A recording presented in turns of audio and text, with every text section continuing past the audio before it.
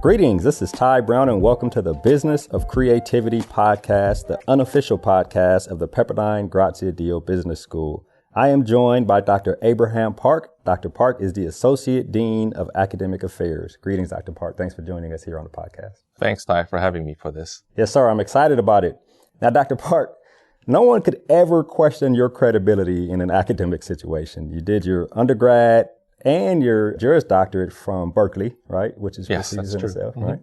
Master in Public Policy from Harvard. And you also did a master's and a PhD at University of Cambridge in real estate finance. I think all those things are impressive. And, you know, I'm of the philosophy that if you surround yourself with sharp people, you can't help but to be sharpened yourself. And I imagine going through all those various programs, you were probably around a bunch of very sharp people, right? That's true. That's true. You also started the Master's of Science in Real Estate program here at Pepperdine, which I know a couple of fellow students who are in it, and they are very impressed with it. And I will pick your brain on that. But from what I understand in doing research on you, I couldn't pinpoint when you came to Pepperdine. So that also affected me pinpointing all the things you've done since you've been here. So I wonder if you can give us a little overview of what, you know, how long you've been here at Pepperdine and some of the things that you've done, the positions you've held while here.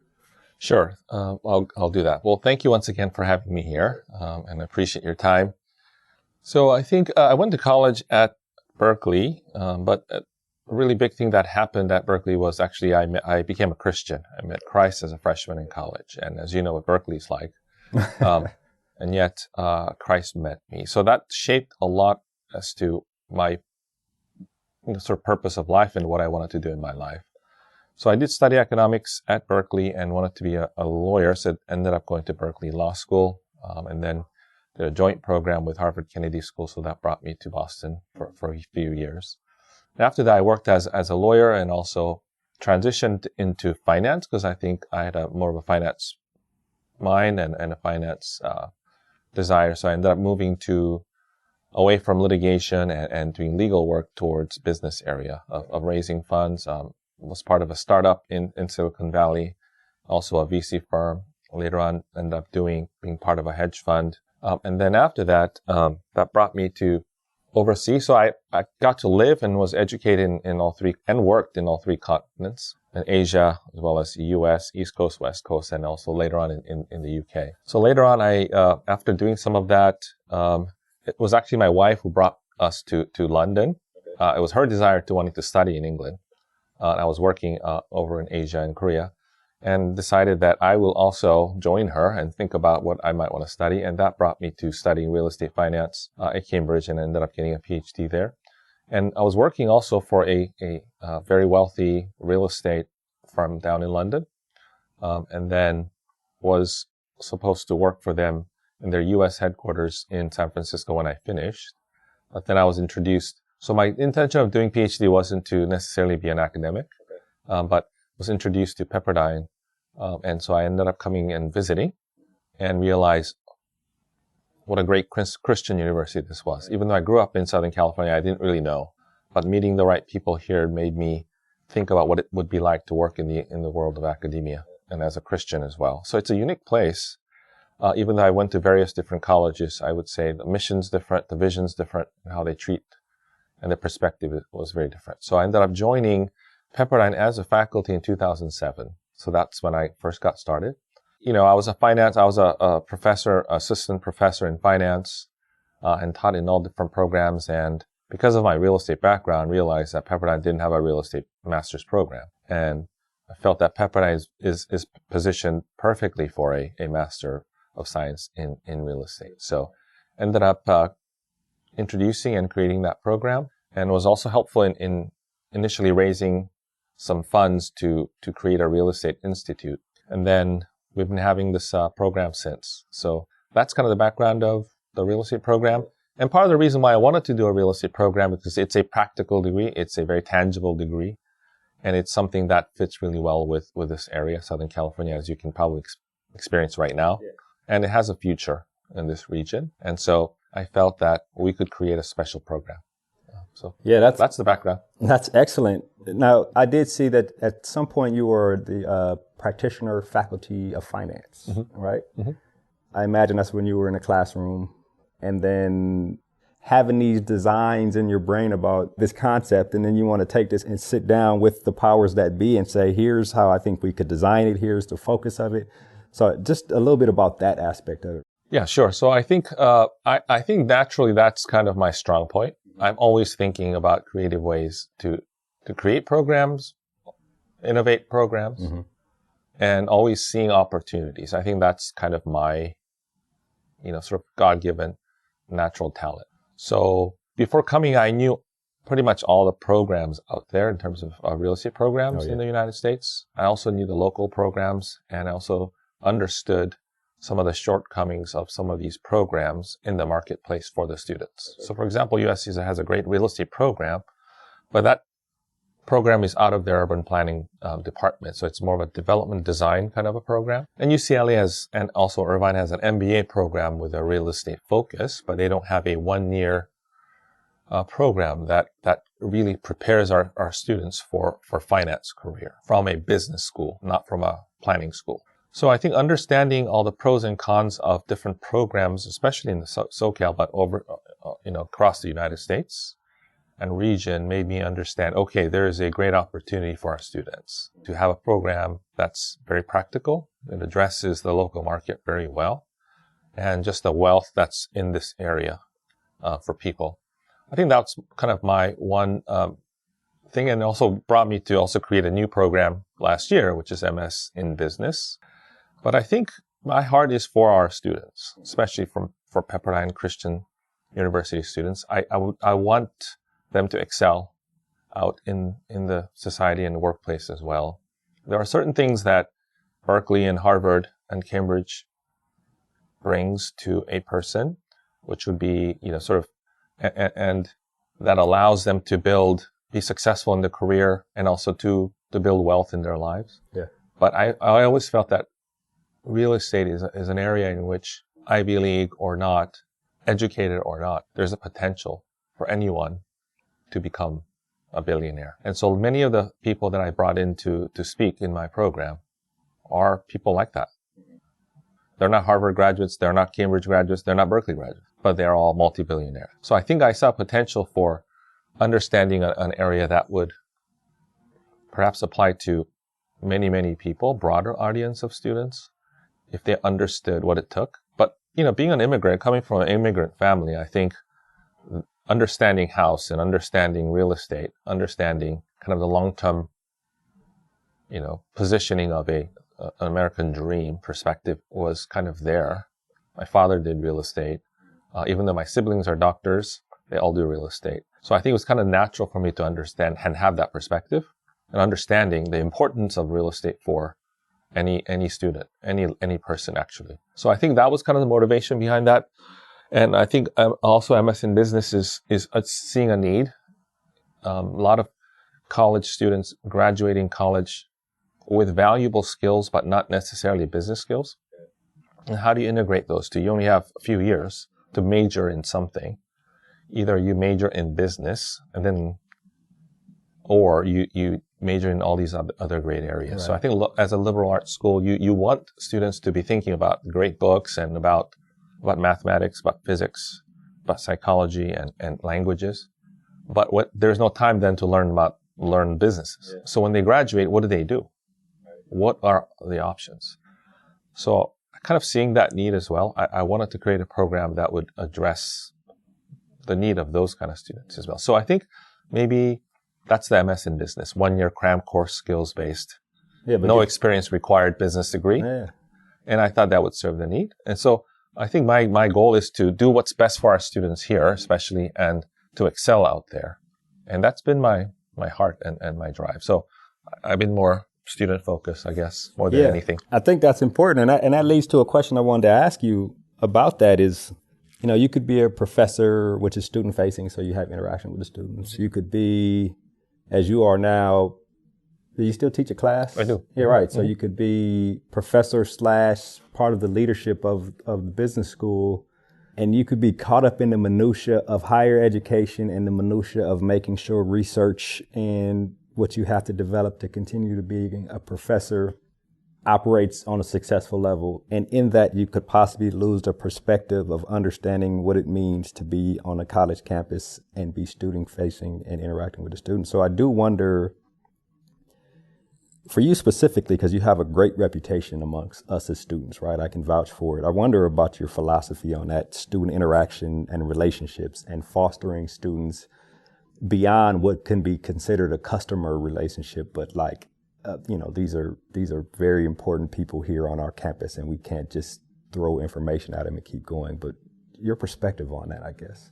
Sure. Thank you for asking that question, because that exactly is a question that I always ask for myself. And what will distinguish Pepperdine above Cal, Berkeley, or Harvard, or Cambridge? So I'm driven by that. I want this university and what we do to be as excellent as anything out there. Partly because this is a Christian university and God is really important. But the other is we have a perspective, at least I have a perspective, that our students are not just products or necessarily just customers. They're all different individuals, and they have a soul, and they have a spirit, and they have all different backgrounds. So every individual is very important to me and important to us. And we can't always put them in boxes. Right. Yes, sir. And I'd love to be able to have individual touch points and relationships inside and outside of classrooms to figure out what they're going through, what are they thinking, and what will they be after they leave this place. So I have a narrow window within which for me to create an impactful experience in a moment that will set them up for a future of purposeful living and meaningful living, but also potentially an encounter with God in a way that's different at this university compared to somewhere else. And so because I have that motivation, I'm interested in people and what the students are thinking, going through, and what would they like. I would also want them to be successful. Mm-hmm. And so I'd like to deliver them a valuable experience while they're here. So I have a very single individual perspective. Maybe that's just God-given. I know that God thinks of me as an individual, and I'm different. Mm-hmm.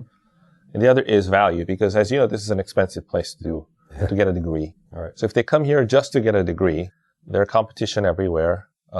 There's perception, there's online, there's modality.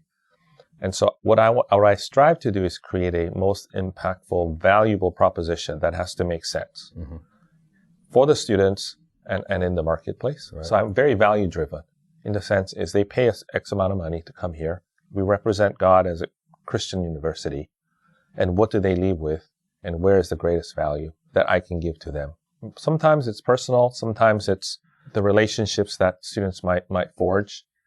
And a lot of times it's the job and the network that's out there. But I think something beyond that, hopefully, is my goal. They experience something that's maybe a level higher than I would.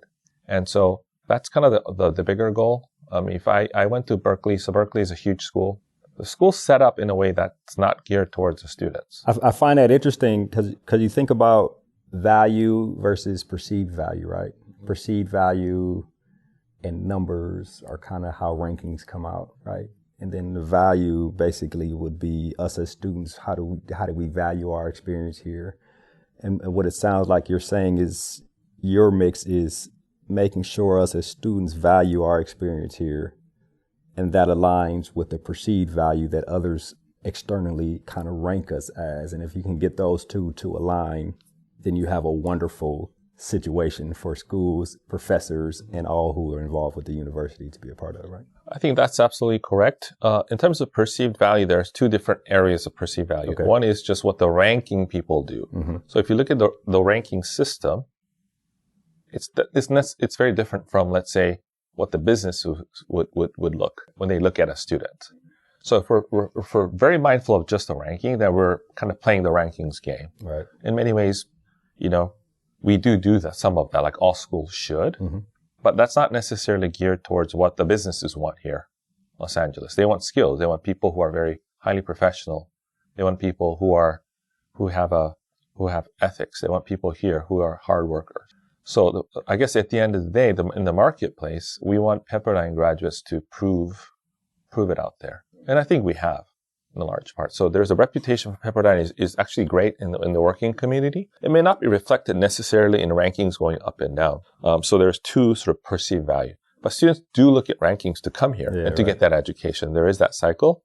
But I think I pay a lot more, me personally would pay more attention to the students' value when they come out here for life in the business world. So we're a lot more applied approach, which I think is very helpful for me to be devoted to that. So previously to this, I was the associate dean of full-time programs, which means I oversaw all the programs here in Drescher, all the full-time students. So ranking is something that I was in charge of. And within my stint there, our rankings went up quite a bit. But that's sort of matrix of different factors. That's not necessarily the same, I would say, as the students having a life-changing experience here or feeling that they would love this place. They would want to come back to this place. They want their kids to go to this place. They believe in the values and the mission here, and they get a great job that they love out there. Those are different issues.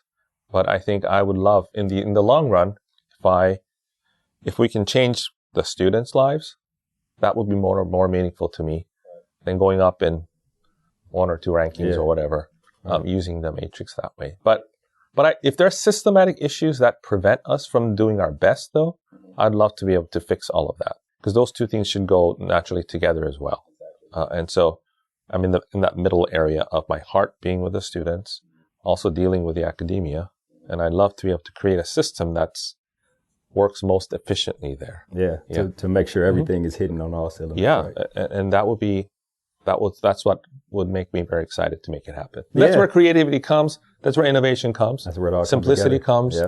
But at the same time, the world is changing right now. The geopolitical climate is very different. So we can't always think how it was before will always be going forward at all. A lot of our educational systems are, we follow from the past. And my desire and goal is to be as flexible and nimble and forward-looking. It's interesting you say that, because I'm an outside looking in guy in terms of business schools and higher education. But I do have experience in leadership, studying leadership and interacting with leaders.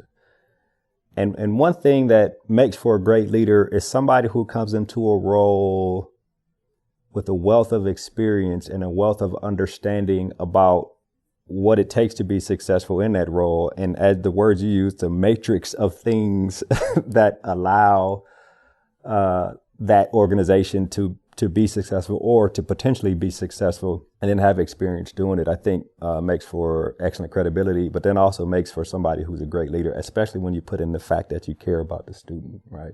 It's a service oriented, but then also understanding the minutia of the whole, right? 50,000 foot, but also on the ground level. It's hard to do both. One thing I do want to ask you about being involved in the leadership of Graziadio, understanding higher education. There's an aspect of stakeholders and constituents, and like the people I talk to who work in college athletics, their mind, like some of them are like, I gotta be able to raise money and bring money in because we gotta be able to support these programs. Now, usually I know on college campuses, there's probably one actual fundraiser for a department, or maybe it's the dean or something like that. But from my understanding, sometimes there are other people who are heavily involved in getting to the point where you're actually asking for a specific amount. And the term I've used, the jargon I've heard is cultivation. I wonder about your involvement with like stakeholder and constituent engagement, whether it be donors, alumni, or whatever, cultivation, fundraising, or any types of things that have helped to elevate Graziadio to new heights in terms of the business school. There's a couple of points there. One is, one of the strategies that I have for our business school here, at least in the full-time program, was focusing on certain areas that are authentic to us and that we believe in and that are natural to this Southern California, as well as to where we're situated here in Malibu. So those 4 areas that came to mind, and would be 1 in the area of real estate, and 2, the area of entertainment, media, and sports. The 3rd is family businesses, and 4th was we call it luxury value marketing, but what I meant was sort of extreme value creation, but all of it with a very sort of sustainability focus mixed into all of those, because that's the future here. And that fits well with with who we are at Pepperdine. And that's kind of the people I'd like for them to come to here and experience something special at Pepperdine that they can't experience at USC or UCLA or anywhere they go. And these are 4 areas that I think we can do very, very well. And because of that, I spent last 15 years, because I'm a finance professor and real estate professor, and just through relationships, I was able to build a lot of cultivated, as you said, relationships in those areas, especially in finance and real estate. I was successful in helping to raise money the first time in real estate, but I think we have a great opportunity to raise money in real estate area. And I'd love to be able to contribute there. And generally in finance, because at the end, real estate is part of finance. And so there's plenty of money in the area of finance. I've also started a crypto class. I don't know if you took it, but digital assets class. I've heard about relatively it. early on. Mm-hmm. And we have alums in that area as well, but all kind of in the field of finance area. I think I have a lot of relationships there. In the area of entertainment, media, sports, I think is huge and alive and active in this area. A lot of potential there. Met a lot of relationships there. Family business. So I'd love for us to focus on the kind of people who have family businesses. And that fits with us very well. And want to help them to create family businesses. Perhaps when they become very successful, to be family office. But focusing on people. And we'd love to be known for that. And the other is what we call value creation, extreme value creation. And those areas, I think we have very great chance to make a name. So if you search for these, I think in other schools, there aren't that many schools that can do this. Yeah. So I feel like we want to do that. I think, that's where I think we have a great future to make a distinct reputation. Because at the end of the day, the value proposition is that we have to be distinct. Yeah. If we do what everyone else does, why would they come here? Third, fourth option.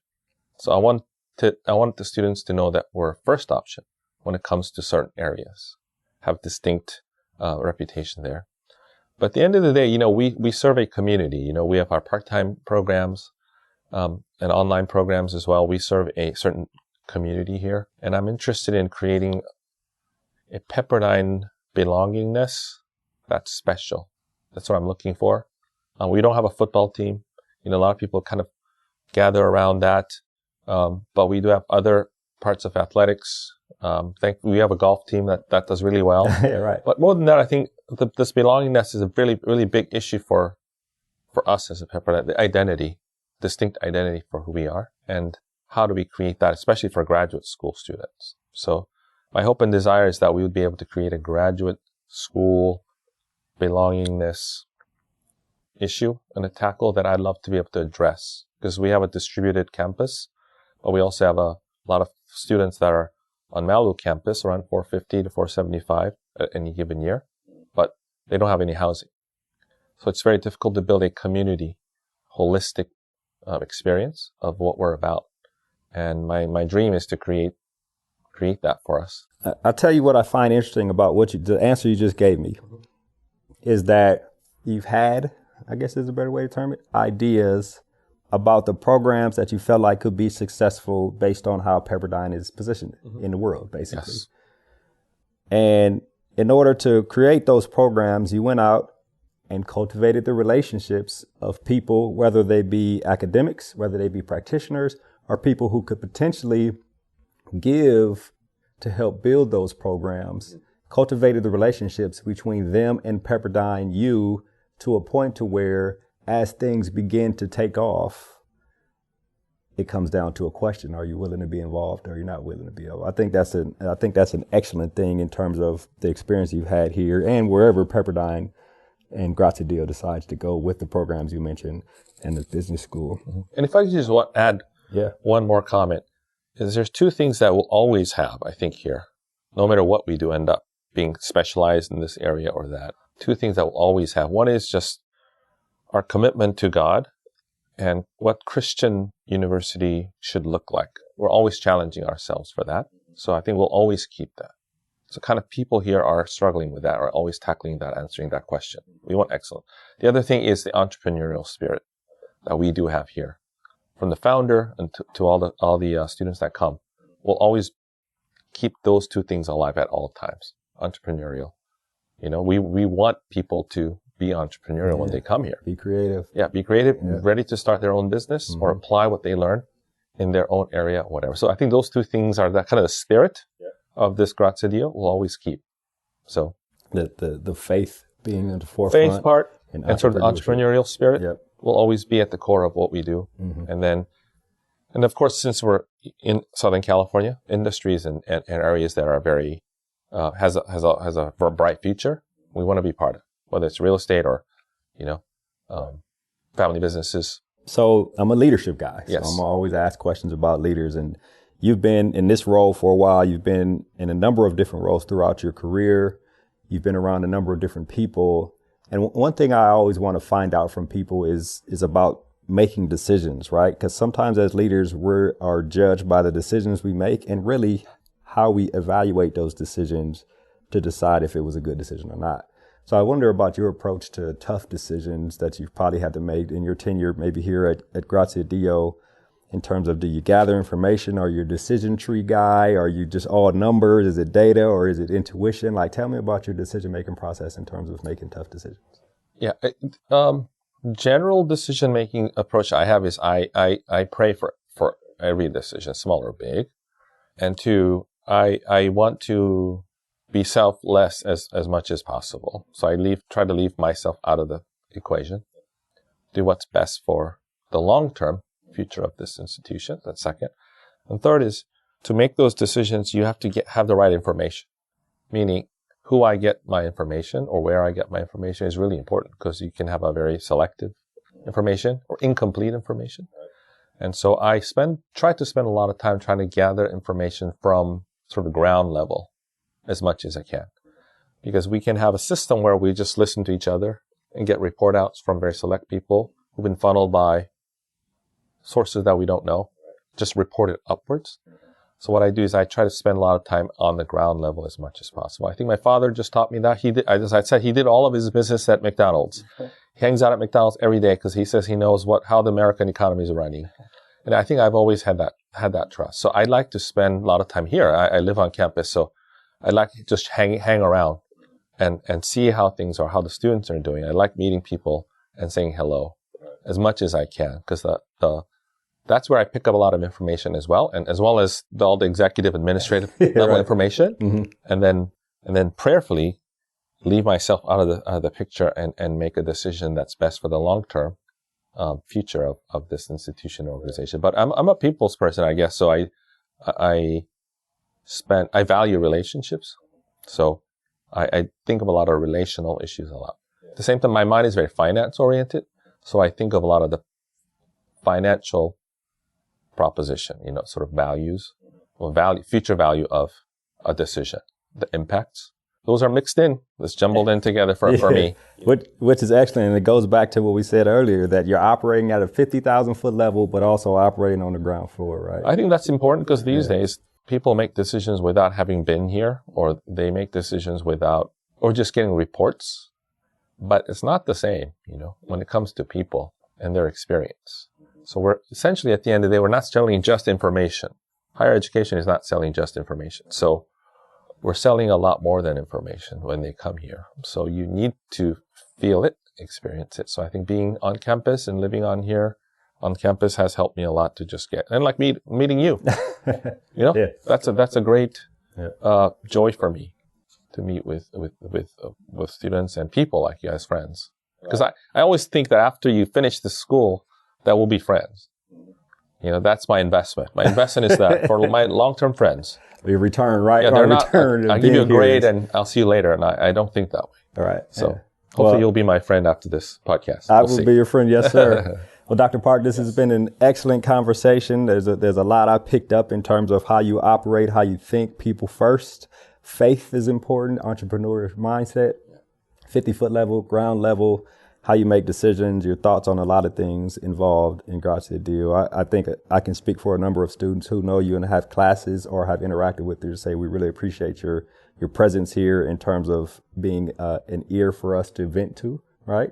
Or making things happen when higher education and academia seems to get in the way of things, right? And we need things to happen. So I really appreciate you joining us here on the Business of Creativity podcast. Thanks, Ty. Thanks for having me. That was Dr. Abraham Park. He is the Associate Dean of Academic Affairs for the Pepperdine Graziadio Business School. And of course, this is Ty Brown with the Business of Creativity podcast. And keep in mind, the role of a leader is to create and maintain an environment that people want to be a part of.